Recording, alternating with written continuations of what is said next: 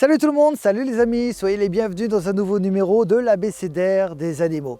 Qu'ils aient de grandes oreilles ou de petites oreilles, qu'ils aient des défenses ou qu'ils n'en aient pas, ils ont une chose en commun, c'est leur trompe. Évidemment, je vous parle des éléphants, éléphants d'Afrique, éléphants d'Asie, leur différence et tout le tintouin, on va en savoir un petit peu plus tout de suite avec Valérie.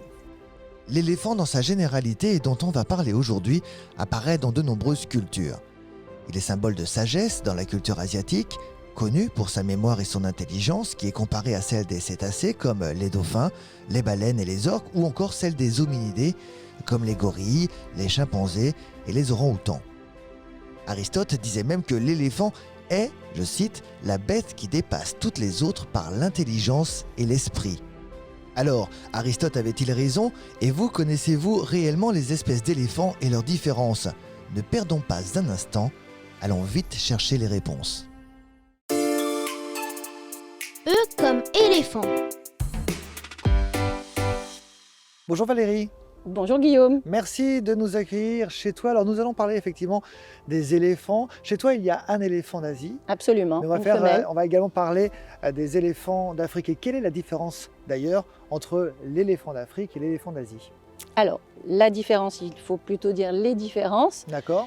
Et déjà, merci pour la question, parce que vous savez qu'en parc, on fait de la conservation. Et il y a un vieux proverbe massaï qui dit qu'on protège bien que ce qu'on connaît bien. Donc effectivement, déjà, il faut savoir reconnaître les animaux. C'est déjà une bonne façon de faire de la conservation. D'accord.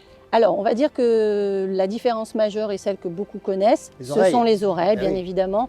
Beaucoup plus développées chez l'éléphant africain. Le pavillon des oreilles peut faire 2 mètres. Certains puristes disent que même ça a la forme du continent africain.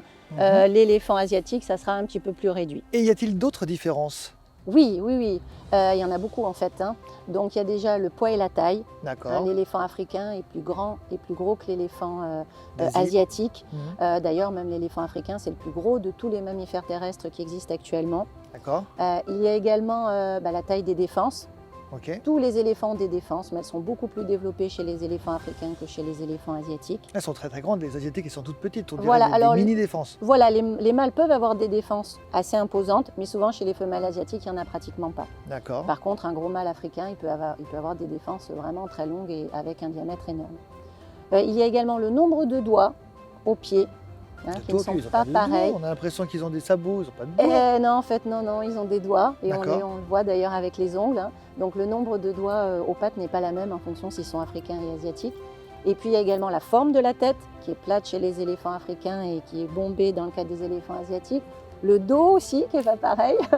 Et puis il y a également le bout de la trompe. Le bout de la trompe, chez l'éléphant africain, il a 2 doigts, un doigt au-dessus, un doigt en dessous, ce qui permet de faire bien la pince avec le bout de sa trompe, alors que chez l'éléphant asiatique, vous n'avez qu'un doigt au-dessus.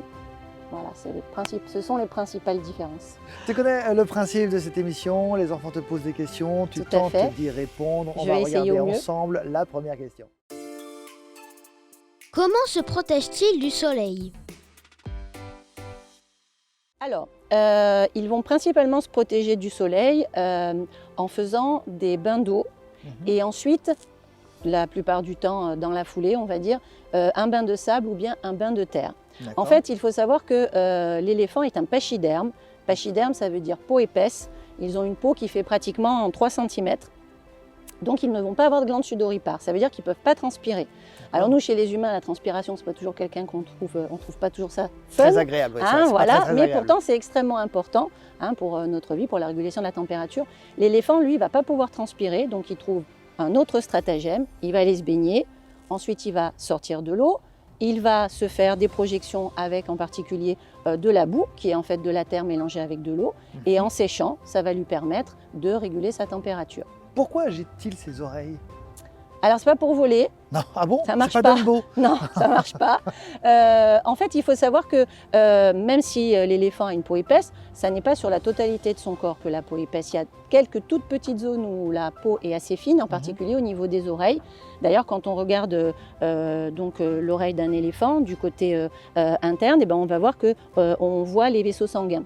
D'accord. Donc en fait, l'éléphant va battre des oreilles pour pouvoir réguler sa température et diminuer la température de son sang.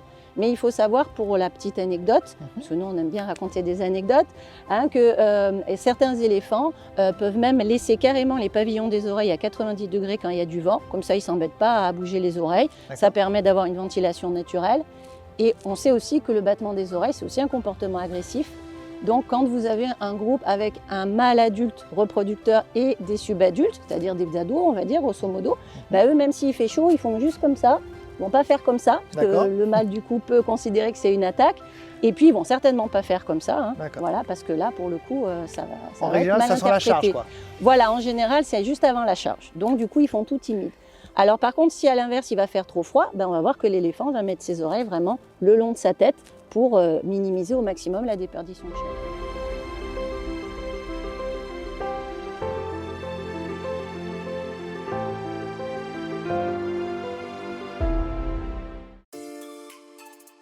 Ces défenses, c'est quoi au juste? Alors, ces défenses, ce sont en fait des dents, des incisives supérieures. Il n'y en a pas en dessous des défenses, il n'y en a pas sur la mâchoire inférieure. Il n'y en a que 2 sur la mâchoire supérieure. Alors, il faut savoir que l'éléphanteau, il va avoir des incisives de lait. C'est-à-dire qu'ils vont tomber entre son 6e et son 12e mois, voilà, comme nous. Et puis ensuite, il va avoir les défenses définitives. Ces défenses, elles vont servir à plein de choses. Déjà, elles vont servir à retourner la terre pour aller chercher de l'eau. L'éléphant, il peut sentir l'eau, du coup, il va creuser pour aller chercher les points d'eau. Il va également chercher du sel, il va chercher sa nourriture, des tubercules, des racines, des choses comme ça. Ça va permettre aussi, quand il va se déplacer, s'il y a des troncs d'arbres juste devant lui qui le gênent, avec ses défenses, il va les pousser et comme ça, il va pouvoir avoir le chemin libre. Ça permet aussi, bien sûr, de protéger la trompe. La trompe, elle est fragile, donc avec les défenses, ça permet de la protéger. C'est aussi dans le cas de l'attaque ou de la défense, on va se servir des défenses. Et pour la petite anecdote, encore une fois, il faut savoir que de la même façon que les humains vont être droitiers ou gauchers, les éléphants vont utiliser de manière préférentielle l'une ou l'autre de leurs défenses. Et on verra quelle est la défense principale en regardant celle qui est la plus usée et la plus érodée au bout. Combien d'éléphants composent un groupe et qui domine? Alors on a parlé de pachyderme, donc on imagine un peu le mâle, le pacha. Est-ce que c'est le cas? Alors non, parce que pachyderme, en fait, ça veut dire peau épaisse. Ça ne veut pas dire pacha, mais c'est vrai, ça pourrait être ça. Ça aurait pu, mais c'est pas ça. Alors, en fait, il faut savoir que quand on parle de groupes sociaux chez les éléphants, il faut déjà distinguer mâles et femelles, parce que les mâles et les femelles n'ont pas du tout la même organisation. Les mâles adultes sont solitaires. Au pire, ils vont être de temps en temps au pourtour des groupes de femelles. Ils peuvent être également avec des adolescents, comme on l'a dit tout à l'heure. Le groupe vraiment de base éléphant, quand on voit des éléphants en groupe, c'est un groupe matriarcal, c'est-à-dire c'est girl power. C'est les femelles qui sont entre elles, encore une fois. Les femelles qui... Encore une fois. Oui, non. Et effectivement, c'est en fait un groupe familial composé de femelles qui sont apparentées, sœurs, tantes, grand-mères, cousines, etc. Avec les petits qui vont de la naissance jusqu'aux adolescents. Aux adolescents, c'est pareil, la femelle va rester dans son groupe tout au long de sa vie, dans son groupe familial, alors que les jeunes mâles vont partir pour faire d'abord un groupe d'adolescents et ensuite être autonomes. Donc par rapport à la question de savoir un groupe est composé de combien d'animaux, en moyenne 11 à peu près. Ensuite on a des groupes qui vont de 2 à 30 maximum. Parfois on peut avoir le groupe qui va être scindé parce qu'il y a eu un danger, ils partent, etc. Ou parce qu'il n'y a pas assez de nourriture et ils prennent la décision de se scinder. Et dans ces cas-là, ils ont toujours une communication vocale qui leur permet de savoir à quelle distance ils sont, de se retrouver. Et quand ils se retrouvent vraiment en groupe, il y a des grandes accolades avec la trompe. C'est la grande fête, quoi. C'est la fête générale. Et bien sûr, qu'est-ce qui va dominer dans ce groupe? C'est la matriarche, c'est-à-dire la femelle la plus âgée. Et c'est par rapport à son comportement de matriarche que l'on dit avoir une mémoire d'éléphant. Parce que cette femelle, elle a une telle expérience qu'elle va diriger son groupe vers les meilleurs points d'eau, les meilleures sources de nourriture, etc.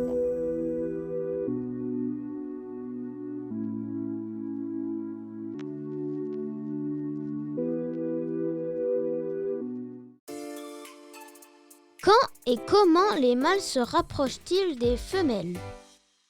Pour la reproduction, après les femelles ont des cycles plusieurs fois dans une année, donc il n'y a pas une période de reproduction bien définie. D'accord. Le mâle va aussi lui rentrer dans ce qu'on appelle un must. Alors pour les éléphants, un must.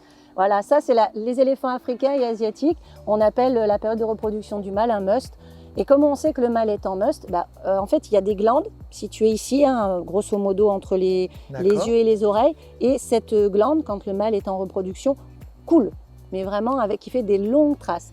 Dans ces cas-là, on sait que le mâle est au taquet. Donc, c'est sa période de rut. C'est sa période de rut, voilà. Tout à fait. Tu as absolument raison, c'est sa période de rut. Et au final, le mâle va sentir une femelle en chaleur. La femelle, en général, elle va un petit peu s'excentrer pour que l'accouplement puisse avoir lieu. Et puis ensuite, le mâle, il peut rester en rut à peu près 3 mois. Donc, il va s'accoupler avec les femelles qui seront opérationnelles à ce moment-là. On l'appelle le must alors. C'est ça, c'est le must pour lui. Combien de temps dure la gestation?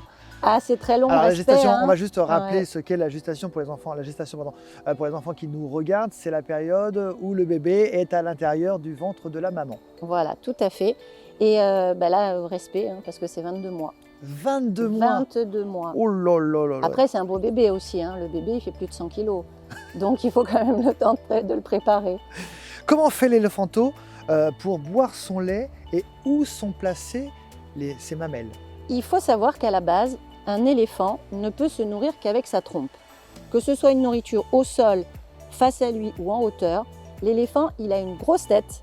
Et s'il se baisse avec sa bouche pour aller manger, il va avoir les fesses qui vont passer par-dessus la tête, comme nos enfants quand ils ont un gros sac à dos et tout qui part en avant. Ah, oui. La tête est plus lourde que le reste. La tête est beaucoup plus lourde que le Incroyable. reste du corps. Donc du coup, il a tendance à chavirer. C'est pour ça qu'il va manger, entre autres, qu'il va manger avec sa trompe. Mais le seul moment de sa vie où un éléphant va manger avec sa bouche, c'est quand l'éléphanteau va téter sa maman. Dans ces cas-là, il a une très bonne technique. Il enroule sa trompe sur elle-même, il la met au-dessus et il attrape la tétine de la maman qui est en position pectorale, c'est-à-dire juste sous les pattes avant. Et il peut téter tranquille. Que mangent les éléphants? Alors, un éléphant, ça va manger principalement des feuilles et de l'herbe. Oui. Donc, les éléphants africains mangent plutôt des feuilles et les asiatiques plutôt de l'herbe. Et après, sinon, ils vont manger racines, tubercules, des écorces, des fruits, des légumes.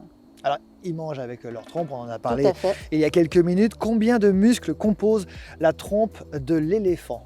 150 000 muscles. Ah, il y a du boulot là pour le Il y a coup, du boulot, pour faire des voilà. abdos. Il n'y a pas d'os en fait dans la trompe, c'est tout mou.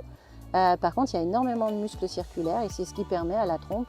Alors, on ne parle pas de dextérité dans le cas de la trompe, mais souvent on assimile la trompe de l'éléphant à la main de l'homme parce qu'ils peuvent faire des choses très précises et ils peuvent même prendre des objets qui sont de la taille d'une pièce. Merci beaucoup Valérie pour toutes ces informations. Avec plaisir.